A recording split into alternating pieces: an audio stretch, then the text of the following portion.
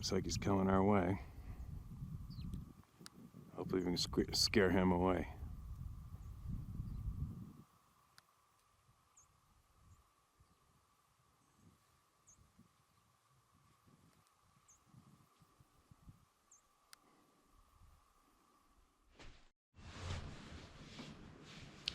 It's a new day in the world. The toddler puppy is knee-deep in the mud puddle again. I don't get it. But anyway, and it's getting cold. I wouldn't be surprised if it's gonna snow again here. I don't know how it's going where everybody else is, but anyway, you got a whole pile of emails, whole pile of new emails. Gone down the list. And what else? I don't really have much new to share. I always got a whole pile I want to share and talk about, but then I get here and I go for a blank and I just want to get into it. Yeah, let's just get into it. I'll save a babble. What else? What else am I supposed to pass on? Sarah took the big dive and she finally figured it out, and she's got a Teespring page with the Club of No Return. The first Club of No Return patch item on there that everybody can identify with. It's up, she did it. So I guess I'll put a link here somewhere for it. And I think she put a link on the howtohuntstore.com page. So on there, I think I'm the first customer. I ordered a hoodie and a premium t-shirt this morning. I don't know when it's gonna get here. Can't wait to get it. It's got our classic cover patch on it. And be interesting to see how many people might recognize that shirt on me before they might recognize my ugly mug when I'm traveling. Because usually we gotta hit the BC ferries, and I usually run into a pile of people there, handful of people there, including staff that follow the channel there. But be interesting to see how many people start seeing this, seeing our little line, the Club of No Return.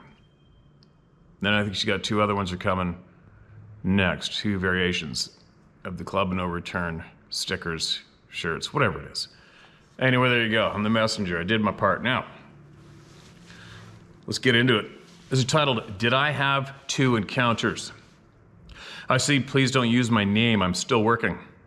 Okay, man. Does this get people fired? I have two of my puzzle pieces I'd like to share. I'm 65 now, born in the Arizona desert. I started throwing rocks at lizards and snakes when I was 5, and I've been hunting ever since. For the last 32 years, I've been blessed with a wonderful full career / job opportunity that has afforded me the opportunities to hunt several states in lower 48, other than my home state at the time, including Alaska. And yes, I even got to hunt elk in BC, Kootenay Lake area, Purcell Wilderness, I think. Oh, no shit. And that's also a extreme hotbed for Sasquatch sightings of Kootenays. Big time. That hunt, I came home with hat in hand. I thought our Rockies were rough. Those Rockies don't know what a meadow or a park is, straight up, straight down. What do you mean we're hunting the slides? Oh, now I see. That is the only level ground in those mountains, a landslide. Yeah, no shit. Welcome to my world, right? Straight up, straight down, no in between. Just the way it is. Side note, on this Easter weekend, I owe a shout out thanks to Dad, who's gone now, for not just the job offer and complete career change 30 plus years ago, but for teaching me at a young age to not just be a hunter, to be a sportsman, an ethical hunter, and man who sees no sense in lying. The truth is much easier to tell. Yes, it is. All these hunts, by the way, were pursuing elk, with the exception of Alaska. That was for a coastal brownie squared 9'11", but that story is for your Hunt Stories channel. That's a big freaking bear. I went to Kodiak and filmed a hunt. We got one around there. The reason I mention the above babble is that only 2 times in all my years hunting have I had what I thought was a strange occurrence, or an encounter with something I can't come up with reasonable explanation, or possibilities that might explain what just happened. Please understand, I'm not complaining, just stating the facts. I pray I never have a close encounter like so many have. Yeah, me too. Unless it's clear, audible English speaking back and forth. Then I'd be down. But staring me down and growling, I'll pass. The most recent event was on my hunting property in northern Mississippi. I hunt this property every season, every year for 30 years now. Never have I experienced anything like this. 2019 deer season afternoon hunt. Sun had set. It was now dark 30 and time to head out. I hadn't seen my target buck, and there were still 20 plus deer in the dark field as I exited the stand. I could hear them snorting and blowing and running off as I walked out. God, I love being in your woods. As I was walking the quad road through the field I just hunted and reached the wood line at the west end, approximately 350 yards from my stand, I experienced a fear come over me. 20 yards into the woods. I mean, and every hair on my body standing up kind of fear, the likes of which I never felt before. Steve, until this happened, I've always tried to see fear as a choice. Now, danger is very real, but fear is a choice. I've been in a dangerous situation a time or two, and you're right. You never know how someone's going to react when the shit gets real. When it comes to hunting dangerous game, there is no drug or an alcohol that can top the high that one experiences from that adrenaline pump when it's over and it's in the ground. Now, we have hogs on the property, and in the dark, I've been chased back up a tree stand by a charging boar hog before. No shit, that'd suck. He shouldn't have done that. He was delicious. But this was different. There were no hogs around. I kept telling myself, what are you afraid of? You're the one with the gun. You know every inch of this property and everything on it. Or so I thought. Get a grip. It's hard to explain, Steve. I didn't feel a sense of or hear in my head, you need to leave. This was different. It was pure fear. I'm not even sure I sensed danger, like fight or flight fear. I don't remember if it was dead silent or any that quiet, or any quieter than normal. I think I remembered on an owl hoot while I was still in the field, but that's not uncommon. We have lots of them. And it sounded like an owl, not something trying to sound like an owl. I switched the safety off, knowing I'm in the most open area of the property. It's dark, but I can make out the 2 tracks. So I'll walk with no light. Maybe I'll catch movement. Regardless, I had to walk this road out to my bike. After what seemed like forever, maybe only 2 minutes of walking, the feeling was gone as fast as it came on me. I thought, what the F just happened? I walked another 15 minutes to my bike with nothing but questions in my head. As I sat on my quad after loading up, it hit me. This community on your channel. Holy shit, I said to myself, did I just have an encounter? Remember, this feeling wasn't one of leave. So I wasn't freaking out to haul ass out of there back to the cabin. That Alaska brown bear hunt was the most intense thing I'd ever experienced. That hunt taught me I wasn't the apex predator on this planet. Maybe one of them, but by no means the bully on the block. Like your story of the moose running up to you and the bear shortly afterwards, and you had no gun. That kind of intense. That sucked. Yeah, that was a weird one. My strange occurrence, and the one I'd like your input or comments on, was a fall elk hunt in 93, maybe 94, outside of Creede, Colorado. I was hunting with one of the sales managers. We were staying at the ranch that had cabins, rented horse rides in the summer, etc., and they'd guided hunters during seasons.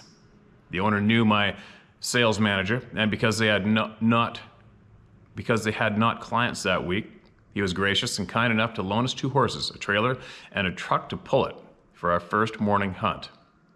The day before the season, we'd spotted an elk herd 15 miles or so from camp that had 3-shooter bulls. All right, now that you've been in my backyard, imagine if I said I spotted a herd 15 miles away, said no one in BC ever, right?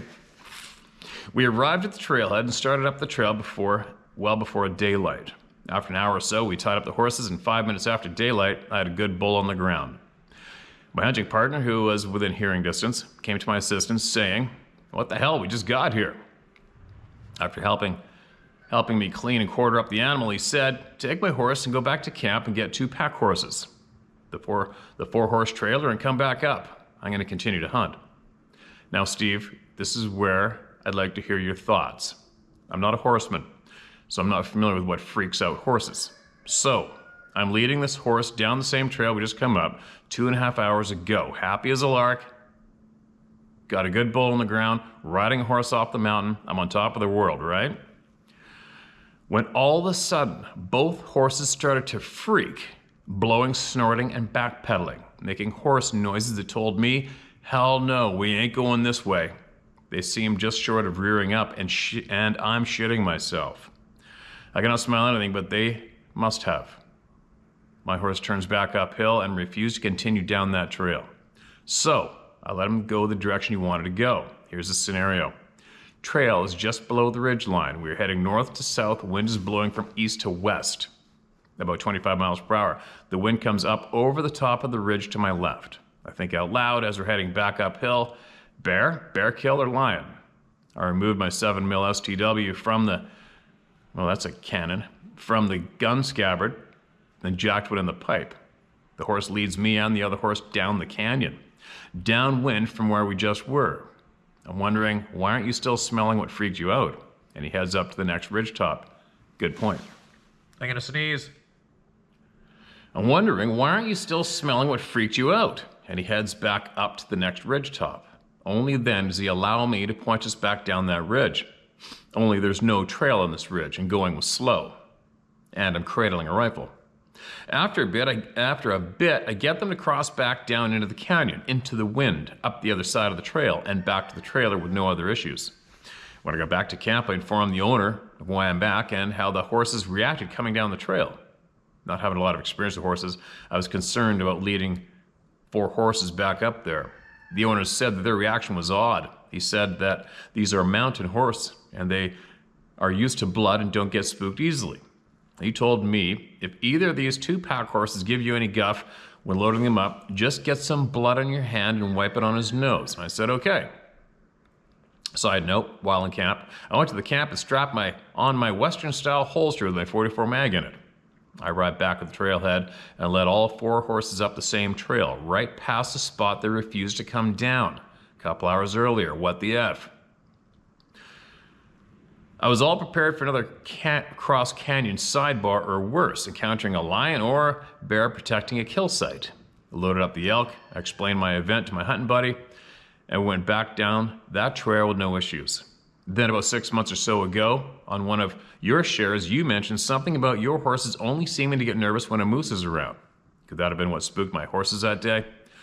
We did cross a creek to get to the parking lot of the trailhead, and we did see a cow moose in that creek the day before, about a mile or so up the valley. Look if you or the round table of knowledge thinks perhaps I've possibly only had one encounter, that's fine by me. I believe these things are real, even though I haven't seen one, and I hope I don't. Thank you. Okay, man. What can I say about that? All I can tell you is what I have experienced in, I don't know, what would it be? Hundreds, thousands of miles? In remote BC mountains with every predator you can think of running around. And this is what I can give you the list of for horses to react. When a horse freaks out up north in the middle of nowhere. So our horses are running around hobbled all night wherever they go. And the wolves will come through and test, or I think they'll just terrorize our horses for the fun of it during the night. And you can always tell because while I'm riding through a burn or something where the stumps are silver gray, right? Because they're dead and bleached out from the sun, the horses will shit themselves when riding through the buckbrush, and all of a sudden you come out to a stump because the stump looks exactly like a gray wolf, right? And then I know that the wolves have recently been harassing the horses at nighttime, but they don't stop from traveling on the trail. So there's one thing that will spook the horses in the timber is a gray wolf looking stump, a gray stump in the bush, after wolves have teased them. Grizzly bears. I have taken, I don't know, 6 horses at a time, sometimes less, into the wind from downhill in what would be, as I'm sitting on my horse, knee-high buckbrush. And I've taken horses going to a known moose kill that I've killed. It's already cut up, ready to go in the pack boxes. And I'll ride them from downhill to see if they will tell me if there's a grizzly bear there. And one of the times, a particular story, I'll save another time, but this bear should have killed me 2 days after this. Monster bear. And I looked up, and possibly about 20 yards ahead of me where I figured the kill was, I'm sitting on my horse looking, and here's this massive, and I mean a monster. This mountain grizzly bear was a 9-footer, 110%. At least 9. If he wasn't 9, he was 9'3". And he's just looking at me through a hole in the willow 20 yards away. And the horses were just like, ears are up. They knew he was there, but their ears are just pointing at him. They're not even blowing. So there's what I've seen horses react walking in on a kill with a grizzly on the kill from downwind. I have been walking behind a grizzly bear on the trail with the wind in our face with the horses, and they don't give a shit. They're just walking along. And I can see on the rocks where the grizzly crossed the creek ahead of me, and it's still shining wet on those river rocks as he stopped on the other side and looked back in my direction and carried on walking. So now I know I'm walking behind a grizzly bear on the same trail. I don't know how far ahead he was. He could have been 50 yards, I don't know. And the horses knew it too. Did they stop walking up on that trail? Nope, they don't give a shit. But then I have had them go, you're walking up the trail and all of a sudden you're going like this. Ears forward and they're going, right? But they're still going forward on the trail. Sure enough, boom, there's moose.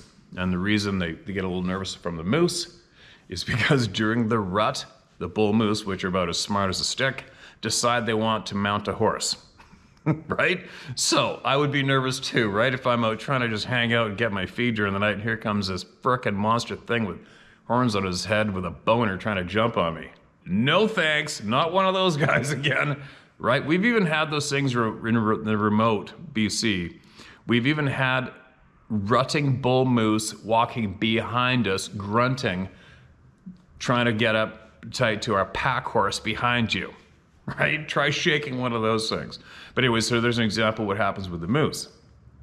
Now, have I ever had a horse stop dead in his tracks and start shitting himself? No. I don't think so. I've had asshole horses stop dead just because they don't want to go, and then you got to spin them around and fight with them and send them off to the glue factory after a little while. But that's about it. So, cats, big cats. I can't say I have ever ran into a cougar while on horseback. If I have, the horse didn't really give a shit. But I do have many friends here in southern BC, south interior BC, who have had numerous cat attacks on their horses. So, the outfitter, the guy that you got the horses from, he would probably know if he's had any kind of a history of any of his horses being jumped on by a big cat or taken down. But would that do it? I don't think so. I think the horse with you on their back, because I mean, I know my horse, especially Macaroni, rest his soul, his confidence would quadruple when I'm on his back. Other than that, he was always the guy getting beat up by everybody in the corral, right? But you get on him and he's biting at everybody to get back behind him on the trail and shit. It was kind of cool to watch. So I believe a horse has more confidence when you're on its back with it. So do I think a horse would do that from a big cat in the bushes? I don't think so. So, and your gut's gonna tell you what's up anyway, right? I'm pretty sure your gut instincts, your common sense, I think it already knows what's up. Do I know what was up there? Nope. Do I think it was common? Not a frickin' chance. Do something very alarming? Absolutely. If you are on a horse, a seasoned mountain horse, and acts like that, you listen. Well, I listen to the horse. You listen to your horse no matter what anyway. Always. It's like if I'm reading and I see my horse is all looking, something's up, and I'm checking it out as fast as I can, even though I'm at home. It's just natural reaction. Actually, that's what saved our goat last summer when it was strangled out. The horses were standing there staring. But you always listen to your horse is what I'm saying. Always. You always listen to your animals, especially canines. But if your horse is doing that shit, I'm saying something freaky was going down, man. Something abnormal, and follow the horse's lead. For sure. You at least didn't turn around and freak out and run the opposite direction you had to go. That would suck. Some of the horse losses we've had up in the mountains, oh my God, middle of frickin' nowhere. Anyway, babbling enough. Thanks for that email, man. Email me again and share more whenever you can, all right?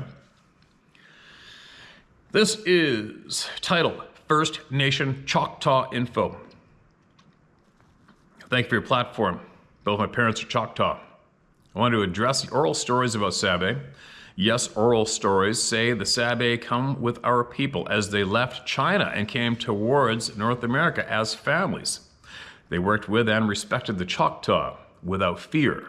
Big, black, hairy man across the land bridge. They're also not so nice shadow people called Nalosa chito, not good, not kind. It is also important to know about the others, the little people called bohpoli, B-O-H-P-O-L-I, under 3 feet tall. Not usually very nice, but also have medical witch-like powers. But, word says, they play tricks but aren't nice. Thanks, Steve. You may contact me, but please don't use my name. I gotcha. Short, sweet, and straight to the point. Thank you so much for going out of your way to share that with us. And yeah, I want to hear more. I always want to hear more, especially from our First Nations people. Especially from. All right, what do we got here? This one's a big one. Okay, I'm going in. All right, going in. One time, quick note. You got my previous email. I got my memory going. I can share a quick one with you. How fast a bear is. So one time, I'm riding up this what you do in the mountains. You ride up. Usually, you follow the creeks to get up, right? Following creek sides to get up into the mountains, into valleys, passes, or whatever, rivers. And I'm going up this tight creek. And it's early season sheep hunting, stone sheep hunting. Got a hunter behind me, and we're riding up. And it's still cooled down, right? So the air cools down. The air goes downhill no matter what. Then it turns around and starts going uphill as the sun comes up. So the air is still coming downhill, down the valley. We're riding up alongside the creek, rushing creek. There's still lots of water in the creek. And it's green leaves and buckbrush. Buckbrush, if you're not familiar, it's like willow. It's like a midget willow tree. It's like a midget birch, whatever. Same small leaves, condensed brush. It's just nasty ass shit. And we got a horse trail, game trail originally going up alongside this creek. So you're literally pushing your way through the brush, right? I'm up here, the branches are in your face because it's fresh green in from the year growing season. And all of a sudden, creek's on my left, wind's on my face, so the creek's noisy. The wind coming downhill is rattling the leaves, way more noisy. The horse doesn't warn me of nothing. And all of a sudden it opens up into a grass patch on the left side of the creek. And the grass patch is probably, I don't know, 10 yards wide from the creek out of green grass. You know, knee-high, that lush green grass. And it's probably along the river, I don't know, 20 yards. I bust out of this frickin' brush, noisier than shit, with the rushing river beside me. And here's this great big freaking grizzly bear. And he was in that grass mowing down, having a salad. And that horse knew he was there the whole time we're riding up the creek. He didn't give a shit. And he didn't give a shit because the grizzly bears don't bother them. They're too smart. And this grizzly bear, and I've got a sawed off 12 gauge, what's it, an 870? Wingmaster? 780, 870? And I got that in my scabbard. And I carry my rifles in front of me, stock up in front of me, not back behind me. More reason being because sometimes sticks and branches can grab your gun and pull it right out of the scabbard backwards and you don't even know. And I said, pull that sucker out. And here you are, you think you're the tough cowboy. I'll shoot anything that attacks me. I got no problem doing this, blah, blah, blah. That bear roared, made some kind of a sound, and he jumped away. He went boom, boom, boom. So he went 3 jumps away from me, boom, boom, boom, and turned around and faced me and went boom, boom. 2 big jumps towards me, making some real nasty sounds. And in the time it took him to go boom, boom, boom, boom, boom, I had just got my hand onto the stock of my shotgun, which is still in the leather scabbard on my saddle. How crazy is that? They're greased lightning. They're like brown streaks of lightning. Oh, anyway, sorry, you guys. That just reminded me of that experience. I thought I'd share it with you guys. The speed and the reaction of the horse, knowing there's a grizzly bear up ahead of me, didn't give a flying shit.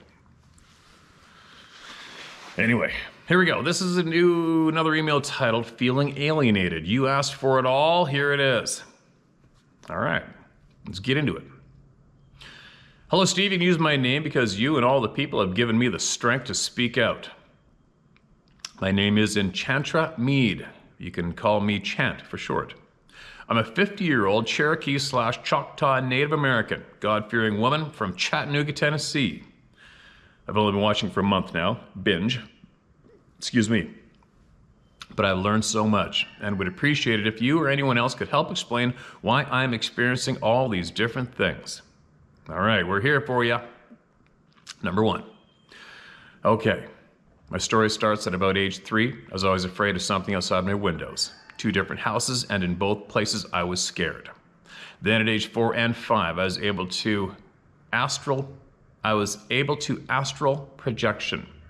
The first time was personal, so I won't give details, but I was inside someone else's body in the location. But the second time I was in a different body, and I was falling from 5 large white lights that were in a line, but not a straight line, kind of arced.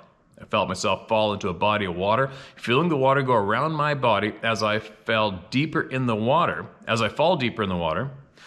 I felt the grass or something. I had assumed I was at the bottom of the water when the grass touched my left side of my back, and I instantly woke to my horror to find both of my arms and legs were straight up in the air, as if I had just been the one falling. But I was safe at home in my bed. Number 2. Now, we moved to Texas. And all my life, only myself, my family has encounters with spirits from people that have passed on, Native American. So yes, I can communicate with them through mediumship, but I do not consider myself a medium. I hear their voices and get pictures all in my mind, but I do not actually hear the voices as if they are next to me. At age 12, I had a spirit go through me from back to front, and it scared me to death. I told my parents, but they didn't seem to believe me. So I felt that I had to make friends with the spirit to be able to live there. Now, don't get me wrong. I know the difference between a spirit and something else. I promise this will make sense a little bit later down. Number 3, age 20. My friend and I decided to take a trip to Hannibal, Missouri. We had decided to have some fun, so we went out for the night. Upon leaving, we went by the store to get a few things. I'd stayed in the car with my seatbelt on, and my friend had just walked into the store. At that time, in my right ear, I heard a voice telling me to put my seatbelt on. I didn't even think about it. I reached over, put my seatbelt on. About 2 minutes after my friend had returned to the car, we were in a horrible accident. We rolled 3 times and landed upside down in a watery ditch. That voice saved my life for sure. Holy shit. Number 4, in October 2006, I decided to move to Port Charlotte, Florida with my son and daughter. We lived in the house for about 8 months, and my kids swam in the pool nearly every day. Then one night I put my kids to bed and stepped out onto the lanai, caged in pool, end bracket. In my favorite seat by the pool, I started smoking a cigarette. Then my daughter decided to come outside and tell me something. We were sitting there talking, when all of a sudden we heard something make 3 very loud grunts or calls. They sounded very guttural. We heard these vocals coming directly behind me, about 9 feet above the ground. We felt the vibrations in our bones. We both jumped up and ran in the house, locking the door behind us, and asking each other, what the hell was that? I had no idea what it was. I had no idea about Bigfoot/Sabe. The very next day, I told my parents and boyfriend at the time of the sounds and how it didn't make any sounds on approach, and they said we were smoking something other than cigarettes and laughed it off. Then about 3 weeks later, my boyfriend wanted to come over. He went beside the house and came in through the lanai door, as he always had done.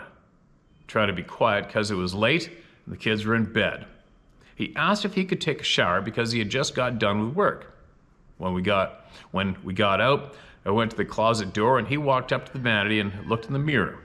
Now, directly to his right side is a window. All of a sudden I hear him cursing up a storm and was white like he had seen a ghost. I asked him what was wrong. He said that he had just heard the same thing I'd been telling him about outside the lanai, but I didn't hear a thing. But it sounded like it was only a couple inches from him. The window is 3 feet from the ground and he stands 6'2". So it was anywhere from 9 to 10 feet tall. So with both these incidents, that changed our way of living. So we sold the house, then a year later, I ran into a woman that bought the house and I asked her if she heard the sounds. She said yes. This started my search for answers. Number 5. This one goes over how I got into my research. The year was 2015. I had my heart attack. That's no good. My husband was into finding Bigfoot, trying to keep my mind off the current situation. He played it on the TV, to which we both know how you feel about this show and others like it. And we stand behind you on this. How can you be on TV for 10 years with no visual evidence? TV shows are all about staying on TV. That's all they're about. Watching this stuff really intrigued me. My husband and I sat for hours going through different vocal recordings and came across one that not only sent shivers through me, but really brought my experience full circle. For it was the same sound that I heard on the Lanny. Number 6, December 20th, 2021. Me and my daughter went up to Georgia for my son's first child's birthday. We were staying at the mother-in-law's place for the night. My son and his girlfriend had a type of a shed they were staying in, and that's where we had to stay the night. After going to the hospital, my daughter and I returned to get some rest at 2 a.m., and my daughter asked me if I could go out to her SUV and get an extra blanket. She told me just to push the button and the back hatch would open. I go out there with nothing more than the porch light on, woods all around me. I push the button 3 times, it doesn't work. I suddenly get this feeling like I'm being watched, and every hair on my body stands on end. This was scary. Now remember what I said in the beginning message, that I know how spirits feel. That was no spirit. I opened the side door of the car and grabbed the blanket. I walked very fast back to the shed. Now this is where it gets creepy. I walked into the shed, closed and locked the door.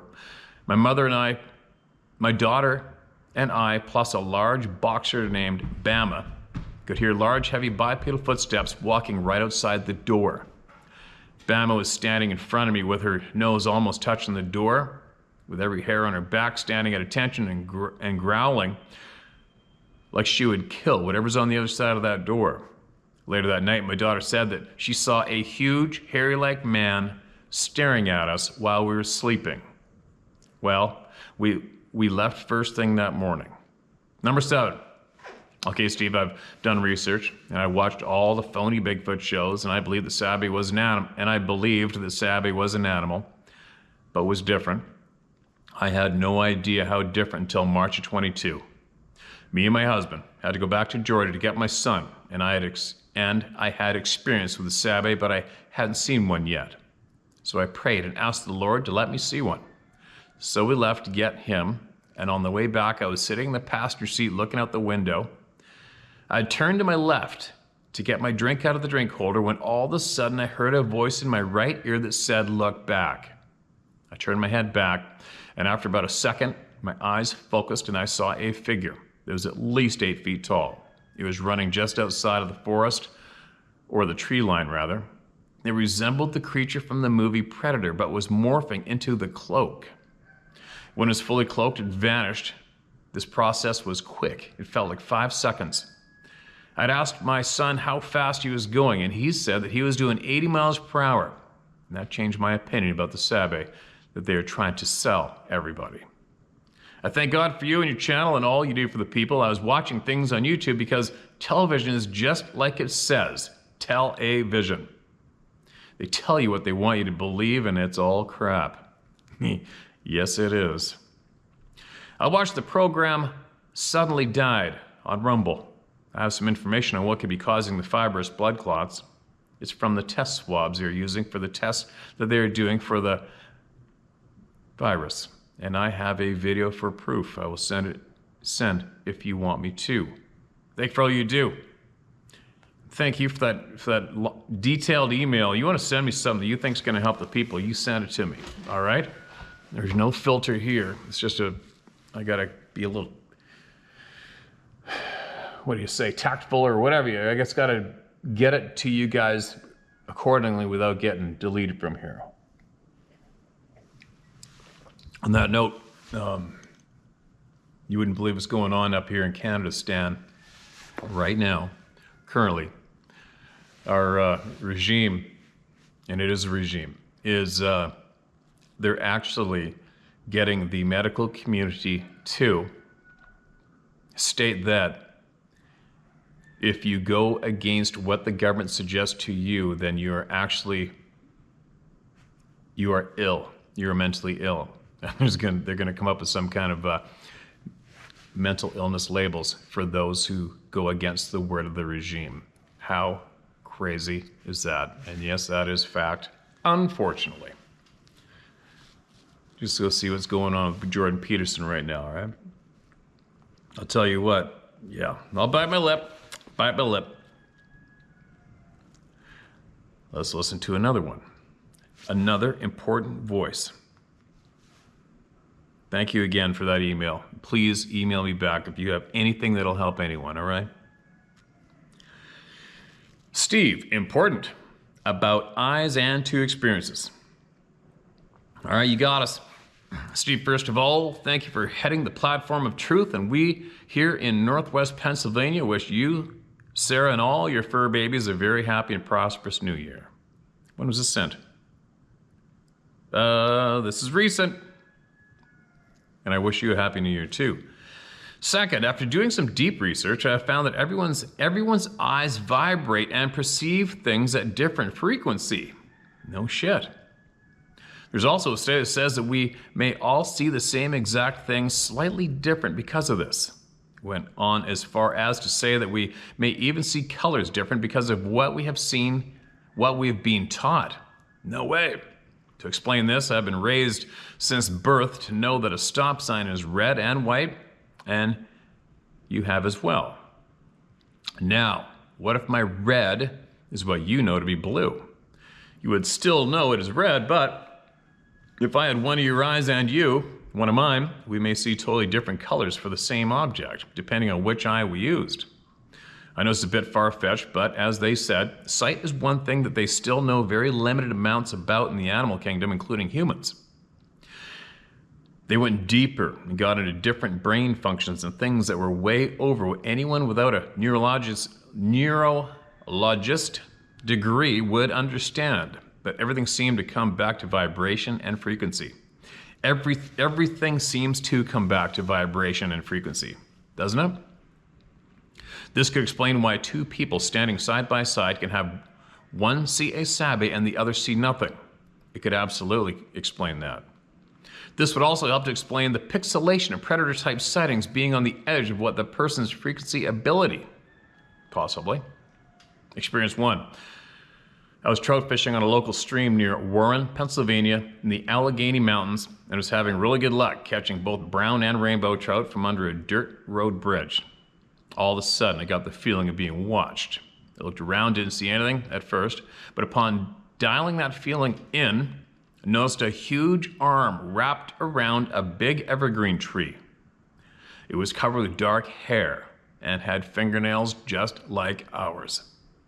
I looked at it for a few seconds and the feeling to leave hit me. I hurried up and packed everything up to leave.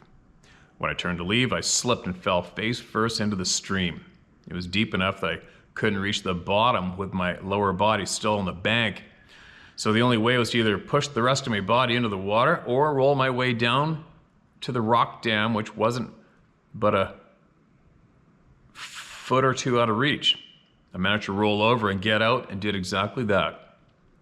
I later found out that I had broken my kneecap when I fell and bruised several ribs rolling over on the rocks to get out. That's heavy danger, man. Solo fishing and river rock is danger. Potential. I went back several days later and found the stringer that I had my fish on, wedged, and I mean wedged, into the tree exactly where I saw the arm. This was almost 8 feet off the ground. I had to use a piece of firewood and my metal tackle box to get up to dig my stringer out of the bark. I guess the big guy figured I'd caught enough fish for him for the day. This thing's forearm and wrist area were as big around as my upper leg and knee, maybe even bigger. They're so big, I think, sorry, I'm gonna quick babble. I don't think the majority of the public actually pick up just how big these beings are. They are freaking huge. I don't think people really, truly envision these things for real, because they are big, man. The fingernails were black and the hair a color between black and brown. It was in a shaded area that was no more than 30 feet from me tops.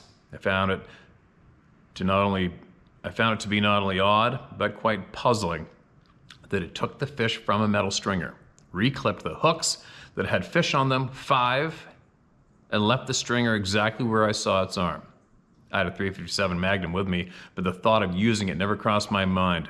I didn't feel I was in danger, but did feel that I needed to leave as soon as possible. No doubt. Second experience. A buddy of mine and myself went to the Kinzu Reservoir to watch a meteor shower one night. After about an hour being there, we heard 3 really long, deep growls, and then a bunch of coyotes that sounded like all hell had broken loose, and they were being slaughtered. The coyote cries ended about 30 seconds after they started.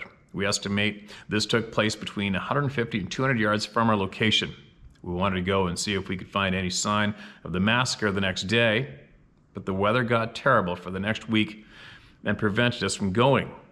The growls we heard were exactly like those recorded many times by others. Almost a huff/growls combination.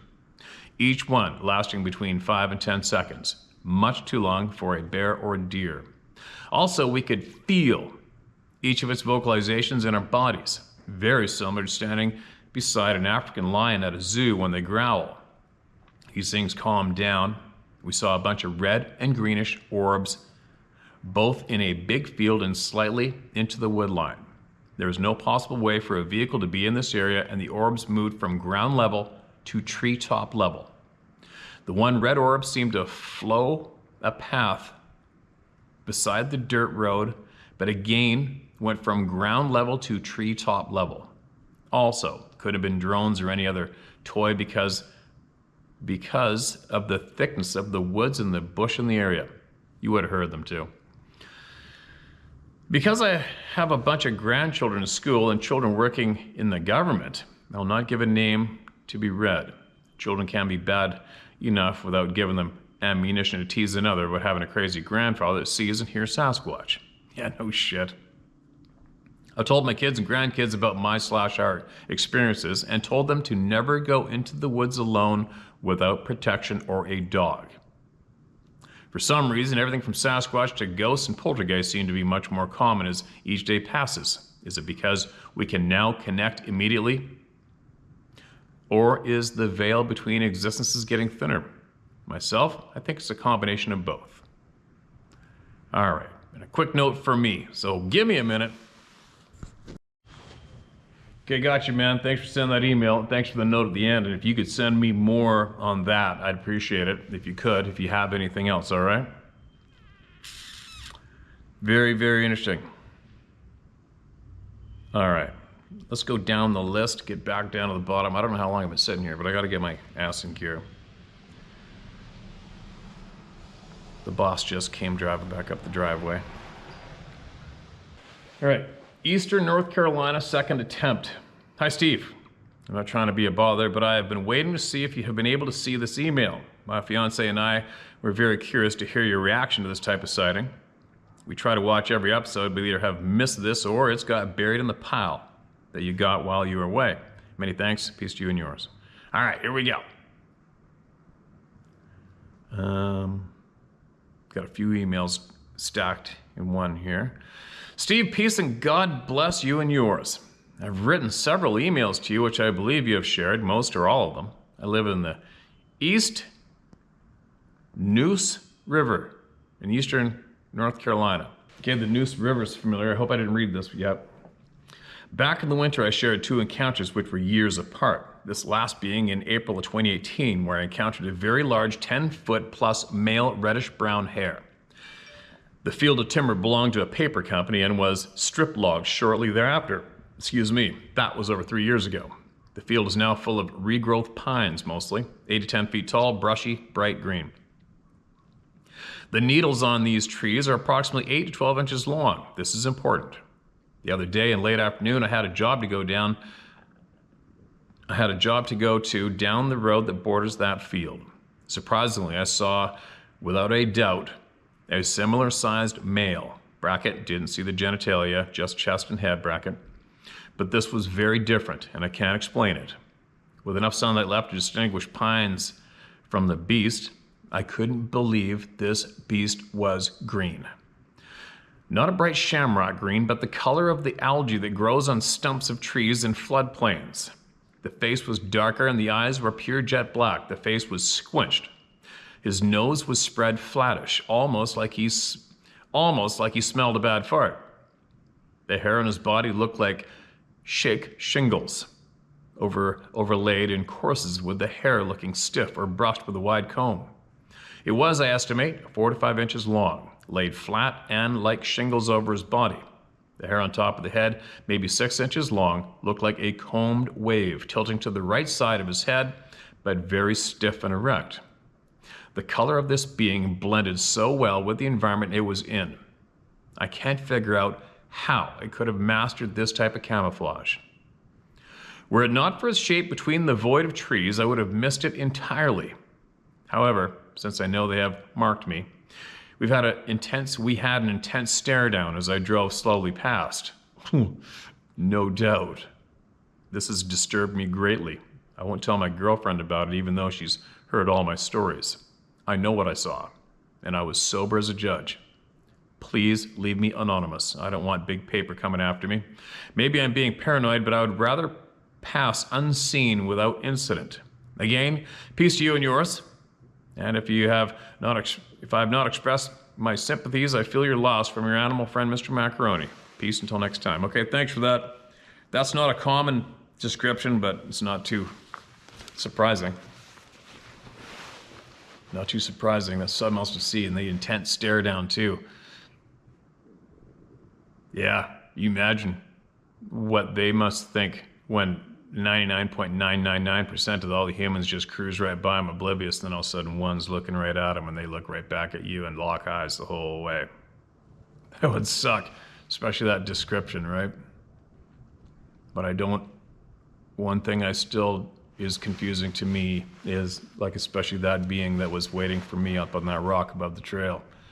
I mean, that dude knew I was coming. He knew I was coming. No further than here to the shop, the corner of the shop ceiling right there. I don't know how, what is that? 8, 16, 24, 30, yeah, 40 feet from me, 35 feet from me. But what I don't understand is when we see them and look at them and they go, oh, and they turn around and take off. Why? What is about our eyeballs that is so intimidating? What is the risk? What is the threat from our eyeballs being locked on them and recognizing them for what they are? Right? What's going on? What is it that we don't know about when it comes to our eyes? Our eyes are huge. Our eyes are so powerful. It's so bizarre what we can sense. Just like the snipers, you get those books about snipers. They're taught not to look at their target, right? I don't do it when I'm hunting, when I'm getting real close, deer hunting my bow. I don't look at them. I try to look down at the ground and not look at them. I look at the ground, I watch my peripheral until it's go time, or their head goes behind a tree. Our eyes are so freaking powerful. I wish I was more intimate with the skills that we probably had previous, we probably have now, and we had them erased. Wouldn't it be cool to know? It's like we had a guy from BC email previous. I'll never forget that one because he put me there. Probably because I've been in those mountains. And when he had that Sasquatch going downhill, and then the basin he was in, looking directly back at him, he said that thing looked right through my scope at me as it was ripping down that rock slide. Looking right into your eyes, right? But they're running. But why? How does that? It's just very bizarre how their confidence changes at a glance from us. They're confident enough to approach us intentionally. They're confident enough in the dark, not even dark, they are confident enough to stalk ahead of me in the forest and come up on a rock and sit there and wait for me to come. Or it could have pounced on me or ripped my head off with a boulder any given second. And the second I look up and acknowledge I see it, I'm out of here. It just doesn't make sense, right? It doesn't make sense to me. When you've got that kind of confidence, how my gaze can strip you of that confidence, no matter how massive and monstrous and how fiercely you outclass me in these elements. You picking up what I'm putting down, it just doesn't make sense, right? Doesn't make sense. Anyway. It's funny, I just had a picture envisioning, of stare downs, classic stare downs in boxing or MMA. Google it, classic stare downs, and you look at what the charge of energy and the energy charging when two A-types look at each other and they don't look away and they're just gazing into each other's glare, and how the emotions just start to get on frickin' fire just from looking at each other, right? What the hell are we missing? We're missing so much. But anyway, one thing, I need a quick side note. I keep forgetting to do this because I've received a handful of packages from some of you very kind, generous people. I've received packages, and they're in the house, and I keep forgetting to bring them out here to show you what I received. Jam and a knife from North Carolina. It arrived, and thank you so much. I'm going to test it out on the kids to make sure the jam isn't poison. Just kidding. I've received so many gifts from so many kind people, and I've confessed that I feel awkward with gifts, but just to let you know, I do have a bunch, got a handful of them that aren't opened up, and they're in the house, and I keep forgetting to bring here to show you that I got them. So I'll do that. Maybe I'll remember now that I said it out loud. What else? Sarah's launched that Teespring store, so you can get your Club of No Return items that has nothing to do with Sasquatch or Bigfoot on it. But if you see it, you'll know. You'll know, right? That'll be interesting. I can't wait to get mine. I believe I'm the first customer. And I probably put that link in here somewhere, but I think she said it's on the front page of where you order the hats. All right, she still got some of those left too. There you go. I babbled enough. I gotta get ripping. And I'll get some more shares out before I leave on my global freaking adventure.